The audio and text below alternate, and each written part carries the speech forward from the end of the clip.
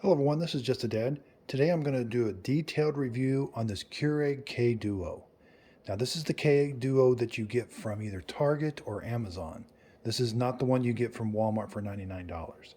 This one retails for between $150 and $170. The biggest difference is this one has a display. The one you get from Walmart doesn't have a display and you can't program it. This one, I can program it to come on in the morning and brew me a pot of coffee, not a K-Cup. So these K-Duos are getting a lot of attention now because I can brew a pot of coffee. So on this left side, it's got a filter basket, a brew head, and a coffee pot. I can do a full 12 cup coffee pot on this side, and I can do a K-Cup on this side. These things are very versatile. There's so many different possibilities of K-Cups out there right now that you can brew any kind of K-Cup you want, as long as it's a standard K-Cup. And so then with the coffee grounds, I can brew any coffee that I want. You know, you can buy individual coffee or just some regular old Folgers. Whatever's ground at a medium ground, that whatever coffee you would put in a normal coffee maker, that's what this is. The hot water is going to come out of here and go over the coffee grounds into the coffee maker. So these things are very versatile. They do have kind of a steep price tag, around $170. This side is the K-Cup side. It does have a drip basket. You can take that out. You can get an 8-inch travel mug in there when you take the drip tray out. It does have a warming plate. So that's going to get warm when you're done brewing your cup of coffee. That's going to keep the coffee warm in the coffee pot for up to 2 hours. This thing shuts off after 2 hours. It's got a very nice looking display. I really like that clock look. It looks really nice. It's got a power button. The auto is for when we want to program it to come on in the morning. I'm going to show you how to do that in a separate video. When you first turn it on, it's going to switch between, what do you want? A coffee pot or a K-Cup side? And you're going to pick which one you want. And then it's got 6, 8, 10, and 12. When you're on the coffee pot side, that's cups. So see how it changes the display to cups. And I can press 6, 8, 10, or 12. And when I do the K-Cup side, it switches to ounces, and that's 6, 8, 10, 12 ounces through a K-Cup on the K-Cup side. So pretty easy to figure out. It does have a strong brew. The strong brew is only on the K-Cup side, and I'm going to go over and show you that. It brews it a little bit longer, which on the K-Cup side, it's already a pretty fast brew anyway. So the first thing, Keurig machines, they're not necessarily like a standard coffee maker. A standard coffee maker boils the water and kind of shoots it over the coffee grounds. Well, Keurig machines have pumps in them. They still boil the water and get it really hot, but they use a pump to pump the water up to the brew head and over the. They do a really good job. It's just a little bit different, and you do have moving parts in these Keurig K-Duos. Whereas in a normal coffee maker that just heats the water up and then it kind of shoots it up over the coffee grounds, they take a little longer, but you don't have any moving parts. Around the back, we've got a 60-ounce water reservoir. It's got a big lid on the side. It is relatively easy. It takes up the whole length of the back. It's not super deep. It's relatively easy to take on and off. So one of the biggest questions I get with my reviews is, will it fit under a standard kitchen cabinet? Yes, this will fit under a standard kitchen cabinet, barely. You'd be surprised at the coffee makers that don't fit under kitchen cabinets. But I've got this under a standard kitchen cabinet. You can lift this lid and you can lift this. The tallest part is this lid over here. This one does no problem. And at least everything is on the front. I do have to get to the water reservoir, but I can lift it off just fine. Go fill it up. And it's pretty easy to put it on without being able to see it. It slides right in the track. So front to back, you're going to need about 12.5 inches. Side to side's about 11 inches. So a standard kitchen cabinet's about 18.5 inches from the countertop. The tallest part, it's right at about 18.5 inches. So it's really close. And again, this part's not very tall at all. Maybe about 17.5. It's got a 3-prong cord, and it's about 2 feet long, and it's no cord storage.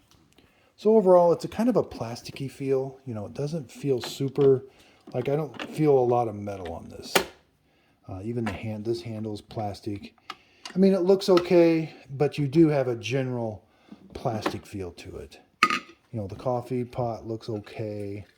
It is hinged, and it does come off so that you can throw this in the dishwasher. And then you just snap it back on.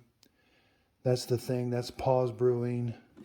So here's your filter basket. It's just an 8 to 12 cup standard basket style filter.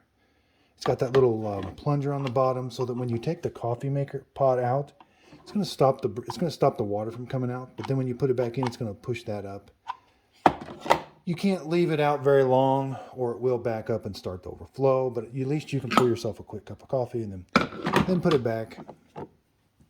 Again, it takes a standard coffee filter. It did not come with a reusable. You could use a reusable filter in there, but it didn't come with one. Again, 8 to 12 cup basket style coffee filters. Here's the brew head. Now, there is some setup to this. I did another video on how to set the machine up. You've got to put water in it. You got to clean some areas. You got to basically wash all the parts and then run some water through it. So check out that video where I do a whole setup process on this. So I've got it all set up, ready to go. I've done my cleanings. I've run my waters through.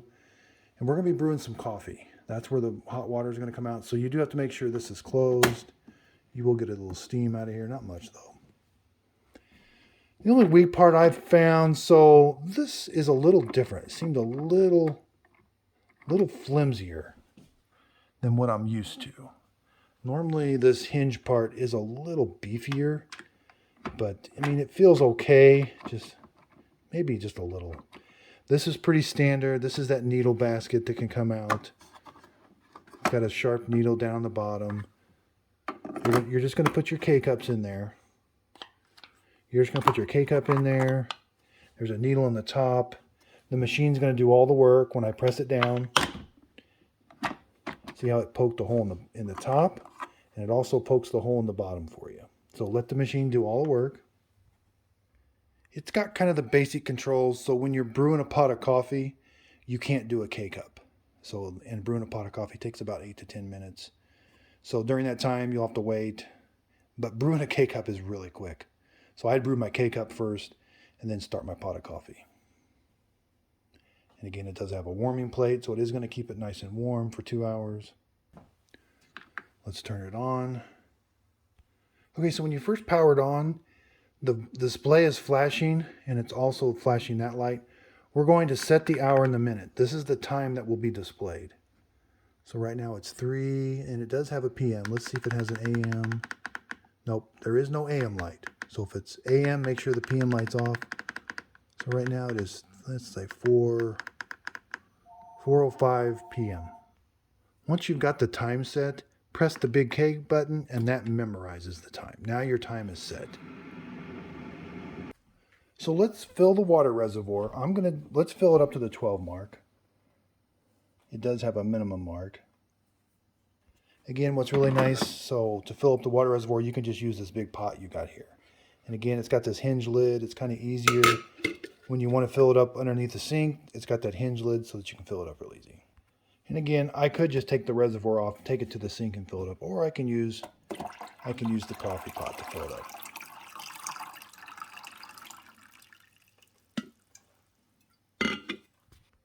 So I'm going to break this video into two. Later in the video, I'll do a coffee pot side. I'm going to do the K-cup side right now. So when you first turn it on, I got the power on.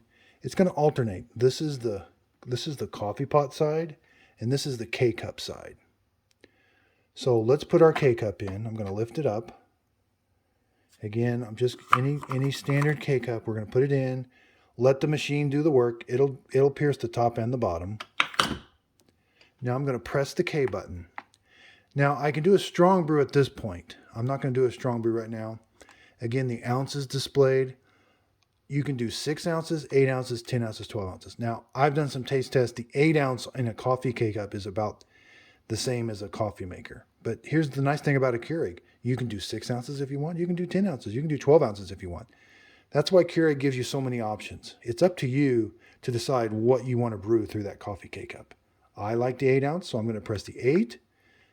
It comes up with the 8 on the display, and then I'm going to hit brew. I'm going to hit the big K button. That's my brew button. This light's pulsing, letting me know that it's doing the brew process, and that light is on.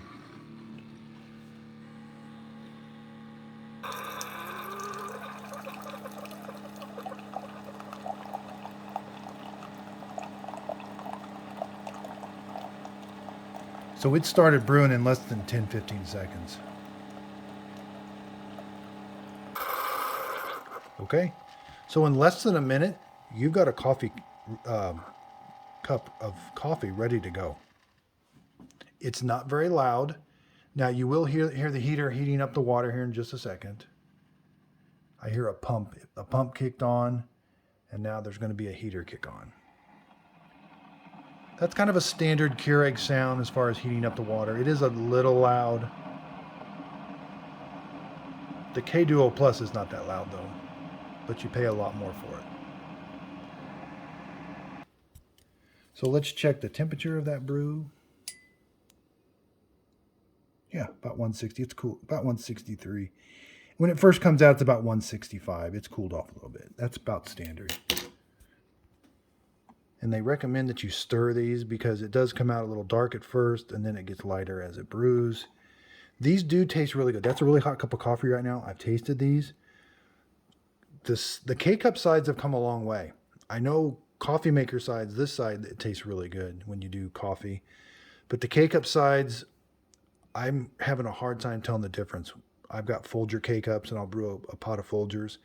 And again, maybe the coffee maker side tastes a little better, but the K-Cup side tastes just as good. So we're going to do cleanup. We're going to lift the lid. Caution, these can be hot, but you're going to have to take it out. Check out my video. I show people how to recycle those. You can recycle the coffee grounds in there. Again, there's about 2 tablespoons of coffee in there, and that's where it poked the bottom.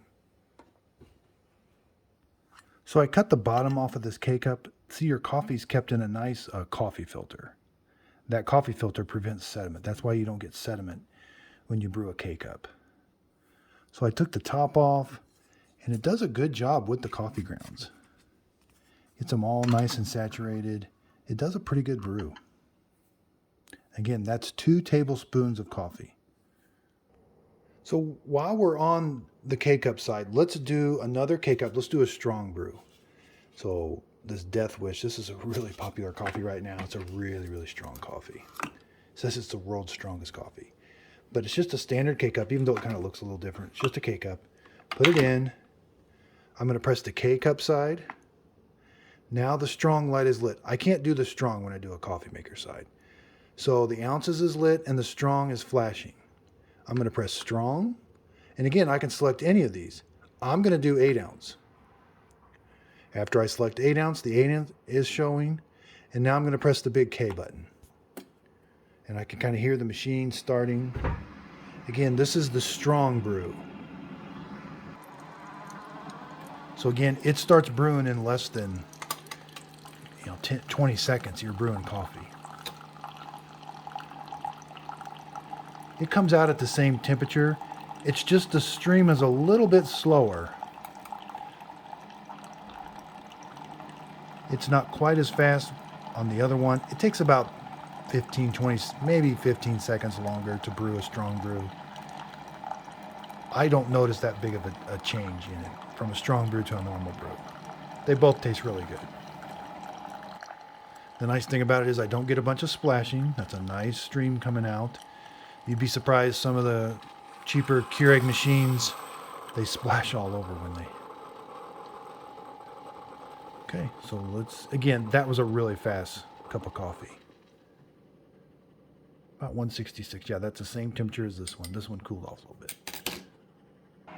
And again, it's heating up the water inside. You can kind of hear the water boiling inside. So now let's switch sides. Let's go over to the coffee maker side. But first you want to make sure, so whatever water you're going to run, so when we do the coffee maker side, again, I can do 6, 8, 10, or 12 cups. I can do 6, 8, 10, or 12 cups. That's how much water I want to make sure is in the reservoir. So I'm going to do a full 12 pot. So I got to come around here. I got to make sure there's 12. See, I got to add more water. Right now I'm only about 9 cups. So I'm going to add it all the way up to the 12. So there's one reservoir for both sides. So if you do a K-cup, it's going to take some of the water down. Okay, so now we're going to lift this up. Again, you got to make sure you've got, this is your brew basket. We've got to put a filter in here. So again, grab your just a standard basket style filter. Just kind of push it down. It's going to kind of hug, make sure it kind of hugs the walls. Okay. We're going to put our coffee grounds right there in the middle. Now, we're going to put 1 tablespoon per cup we're going to brew. I'm going to brew 12, so I'm going to put 12 tablespoons of ground coffee in there. Again, if I was going to select something different, I would put, if I did 10, I'd put 10 tablespoons. And so forth. Again, you can vary this a little bit. So if you like it a little bit stronger, you can go up to 15 tablespoons for a 12 cup pot.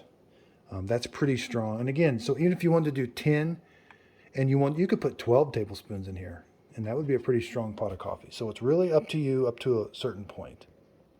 So here I've got my standard coffee maker filter again. It doesn't really say medium ground, but it just says coffee, ground coffee. So we're just going to do 1, 2. I'm just putting it right there in the center. Okay, so I put 12 tablespoons of coffee in there. It's in there pretty good. And all we got to do is just close this lid. Again, make sure my machine is on. I'm going to press the coffee maker side. Make sure your coffee pot is empty or it will overflow. So I'm going to press the coffee maker side. I can't select strong brew. The strong brew is only for the K-cup side. Again, this is where I would pick 6, 8, 10, or 12. I'm going to do 12 cups. It comes up with 12. Then I got to press the K button. It's kind of tricky to remember to press that K button. But as soon as I press it, so this isn't a super noisy coffee maker, so I'm brewing coffee on the coffee side. I can hear a pump, just a little bit of a pump, but I mainly hear water being boiled. And the pump is moving water into that chamber to boil it, and then it's sending it over here on top of the coffee. And coffee starts coming out in less than a minute. I'm going to time this, how long it takes to do all 12. We'll do a temperature check and we'll do taste. So again, I don't recommend lifting this. Be very careful, but I'm going to show you. See, there's the water coming out, and it's brewing the coffee grounds. So it's been about 3 minutes. We're at the 4 cup mark. Again, this has pause brewing. So say I was in a really big hurry and I wanted to grab a cup of coffee. I can pull this out. That plunger is going to come down and stop. I can pour my quick cup of coffee and then put it back. Then it'll continue the brew process. So again, it's doing a really good job with the coffee grounds. So sometimes it's really quiet, but then sometimes that water tank's kind of heating up. It can be a little noisy.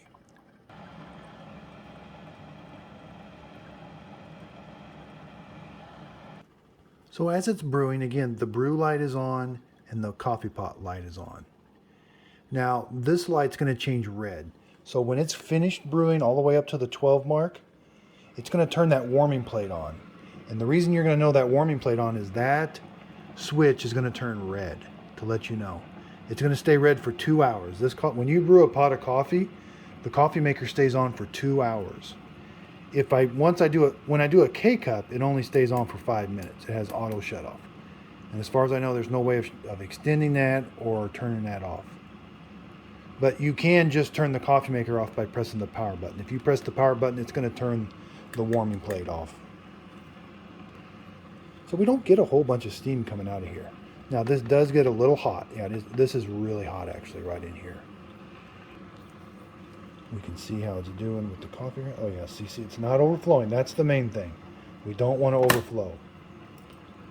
We don't want coffee grounds into our coffee, so the filter's not overflowing. You'd be surprised. Some of the coffee makers I review, they overflow. You put 12 tablespoons in and they'll overflow and you'll get coffee grounds in your coffee. So this one's doing Keurigs do a pretty good job on both sides.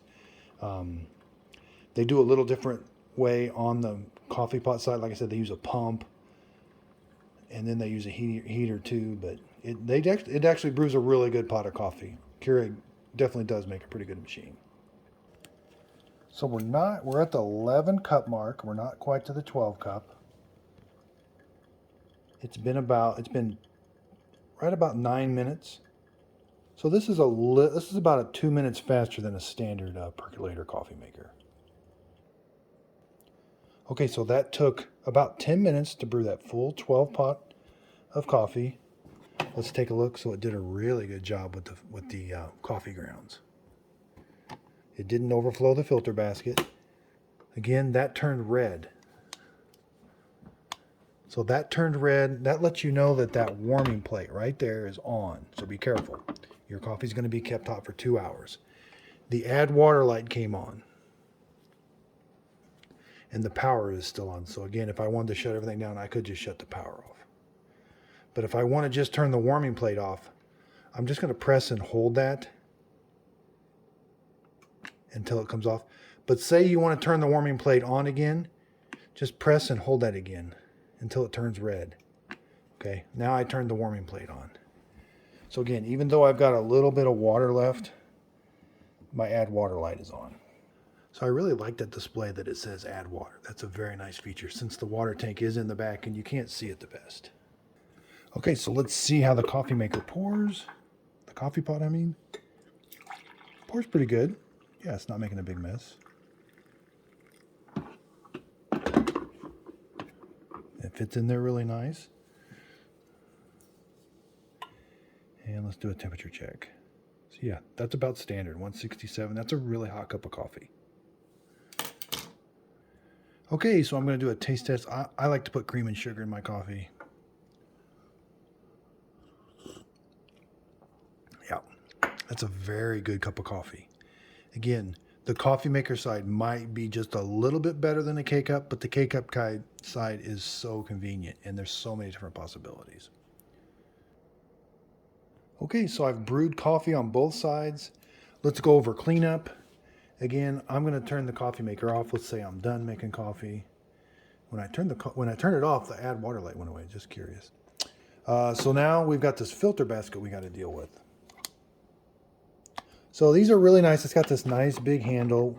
I can lift this up and I can take this over to the trash can now. It's not going to drip on me because it's got that plunger on the bottom, and I can dump that out. So clean up on the coffee maker side. There's your filter basket. There's your lid, your coffee pot. Now, Keurig says these are not dishwasher safe, which normally with coffee makers, these are dishwasher safe in the top rack. But they say hand wash only. So the look of this, the form feel, it feels really, really nice. It is kind of a lot of plasticky feeling, but it's very functional. Very easy to use. Everything's kind of out in the front. I can get to the water reservoir. There's my K-Cup. I can take my K-Cup out. Now, one thing I did notice, I haven't noticed, is a clean light. So some Keurigs have a descale light. This one does not. And I've looked online, I've looked on the manual. It doesn't say that it shows up in the display either. So I'm not 100% sure because sometimes Keurig manuals leave things out. But as far as I know, there's not a descale light. But you definitely want to keep up on descaling this Keurig machine. I'm going to do a separate video. I'm going to show you how to descale it with the Keurig solution. I'm going to show you how to descale it with the Keurig descaling solution. So some of the symptoms, so if your coffee's not tasting as good, if it's not as hot as it used to be, those are all signs you need to descale. Because there is a water reservoir inside the machine with a heating element, and that heating element can build up hard water deposits. So if you use this coffee maker regularly, you're going to want to descale it every 3 months. If you've got really hard water, especially every 3 months. But if you don't have such hard water, then maybe you could go every 5 or 6 months. So the machine does have a high altitude setting. So like if you live in Denver, it brews differently if you're at a higher elevation. And to get it, there'll be a little mountain display. And to put it into high elevation display, you're going to hold these down together. So it says hold the pod and the cafe button. So make sure the power is turned on. These are flashing now, and make sure your add water light's not on. Sometimes when your add water light's on, it locks out certain functions, and you just can't get settings to work. So make sure the add water light's out. Press and hold these two buttons. Like I said, they're alternating, so I'm gonna hold them at the same time, and there'll be a little mountain icon. Okay, see that little mountain icon? That means I'm in high altitude mode. Press them again to get out of high altitude mode. So I'm also going to be doing quite a few comparisons. Again, I told you there's a K-Duo Plus I really like. I like this one too, but the K-Duo Plus is really nice. There's a K-Duo from Walmart I'm going to compare it against, and Cuisinart. Cuisinart sells a $200 kind of like a Duo coffee maker K-Cup on one side. I'm going to compare it against it too. So again, on this K-Cup side, you can do teas, you can do, they do some lattes, they're kind of a powder, but it does taste pretty good. But really, K-Cup side is very versatile. There are so many different K-Cups out there right now.